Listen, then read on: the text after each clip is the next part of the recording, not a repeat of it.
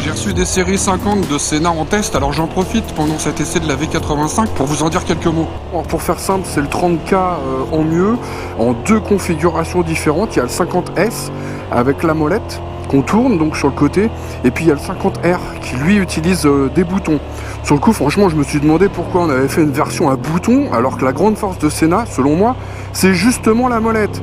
Déjà parce qu'on la trouve facilement et du coup on l'utilise très facilement, alors que la plupart du temps, avec des gros gants, on galère à appuyer sur les boutons quand on les trouve. Mais ça permet apparemment 2-3 choses, en tout cas c'est ce que j'imagine, ne pas laisser aux autres la clientèle qui préfère les boutons, proposer un design qui est plus fin, et peut-être même rentabiliser le boulot qui a été demandé à Sena pour les modules fournis, vous savez, à Schubert, à JC, etc.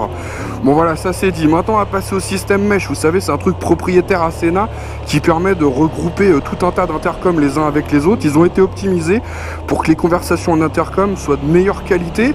Et ça c'est vrai donc dans les deux cas, c'est-à-dire vous savez les intercoms, enfin le mesh ouvert où vous pouvez avoir c'est quasiment illimité de personnes qui sont connectées, ou un mesh fermé, privé, où là on est jusqu'à 24. Bon voilà, c'est énorme, mais en fait ça permet, si vous voulez, d'utiliser chaque module comme une sorte de répéteur Wi-Fi.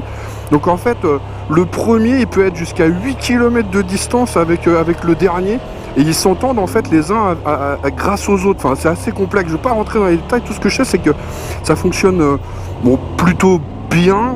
Bon, c'est comme tout, quand il y a des immeubles, des trucs et tout, des montagnes, des choses comme ça, forcément ça coupe un peu.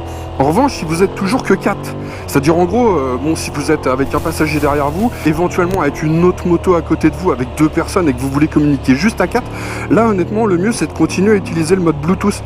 C'est-à-dire qu'en fait la communication elle est un peu plus directe, elle est encore meilleure. Donc ça c'est un vrai avantage qu'on conserve quand même avec ces nouveaux, avec cette nouvelle série 50 quoi. Et dans tous les cas, je vous rappelle quand même que le mieux c'est de déployer les petites antennes là qui sont sur le dessus des modules, parce que ça franchement ça améliore vraiment les choses en ce qui concerne la réception et l'émission des appels ou des choses comme ça. Bon, globalement c'est quand même pas ce que tout le monde va faire tous les jours, hein, de l'intercom. Alors on va passer à un usage un petit peu plus personnel, plus quotidien peut-être. Première chose moi qui m'a frappé, c'est la qualité du son, elle est clairement en hausse. C'est plus clair, il y a plus de basses. Attention, d'ailleurs, on peut monter le niveau sonore très très haut. C'est super dans les moments où on roule un peu vite et que l'environnement devient bruyant, mais n'oubliez pas que c'est pas bon quand même pour les oreilles de garder un son très très fort comme ça sur des longues périodes. Donc utilisez-le quand même avec parcimonie. Mais disons que franchement, avant passer 100, 110, on galérait quand même bien avec les intercoms. Honnêtement, là c'est plus le cas. Même à des vitesses relativement élevées, honnêtement, quand on monte le son, on entend bien. Mais bon voilà, donc l'idée c'est pas d'écouter pendant 8 heures de la musique à donf, mais plutôt de trouver le volume qui est confortable pour répondre à un coup de fil important par exemple. Et puisqu'on parle de confort, tiens, les nouveaux haut-parleurs ils sont légèrement biseautés, c'est bête, mais c'est nettement plus confort que des arêtes un peu saillantes. Parfois ça peut même finir honnêtement par devenir douloureux. Là, ça épouse vraiment mieux le pavillon, franchement ça c'est confort. Un autre bon point, je trouve, c'est l'arrivée des commandes vocales. Hey Google ou Hey Siri, enfin dis Siri, dis OK Google, vous voyez. Bon bref, au début on peut trouver que c'est un peu gadget, mais franchement c'est comme le GPS, on s'y fait quand même drôlement bien au truc quoi.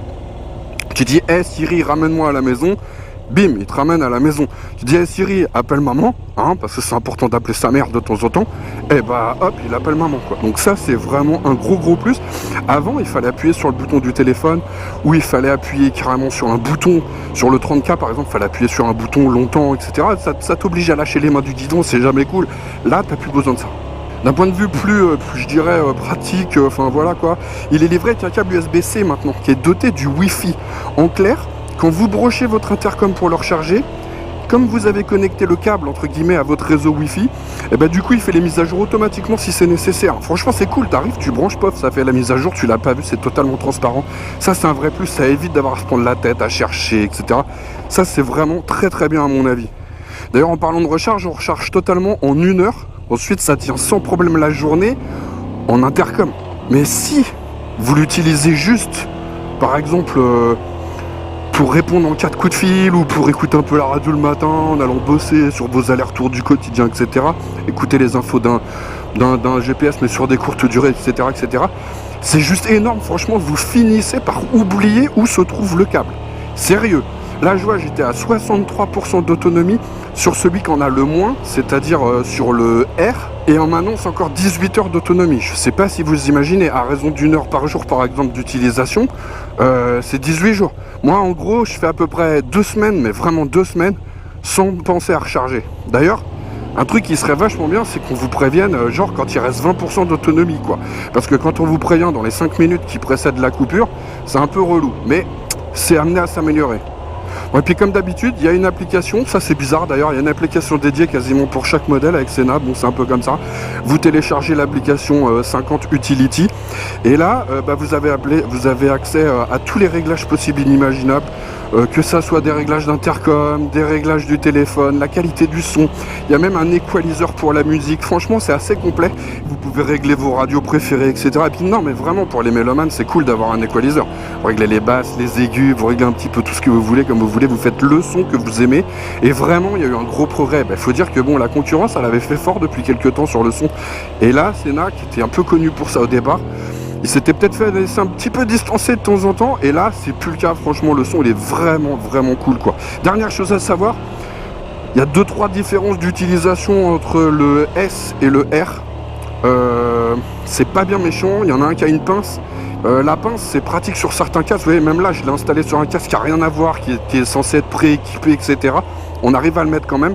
Et puis sur l'autre, vous voyez, vous pouvez le mettre un petit peu derrière s'il faut. Enfin, c'est assez pratique quand même. Si vous voulez pas coller directement le module sur votre casque, c'est toujours possible. Et même si normalement il y a déjà un système de prééquipement sur de plus en plus de casques, mais si vous changez de casque, par exemple fréquemment, vous en avez un pour l'été, un pour l'hiver, vous pouvez changer le module de place. Ça reste cool. Et globalement, c'est facile à installer dans tous les cas. Ça va. Après, il y en a un qui est un peu plus équipé. Franchement, le S, vous avez 3 micros alors qu'il n'y en a que 2 sur le R. Bon. Voilà, ça dépend un petit peu des casques que vous avez, il faut bien regarder, et puis le look quoi. Moi honnêtement, je préfère vraiment la molette au bouton. C'était la marque de fabrique de Sena, pour moi ça le restera, et c'est vraiment ce qui est le gros plus pour moi, c'était la molette. Si je devais choisir entre les deux, je prendrais forcément le S.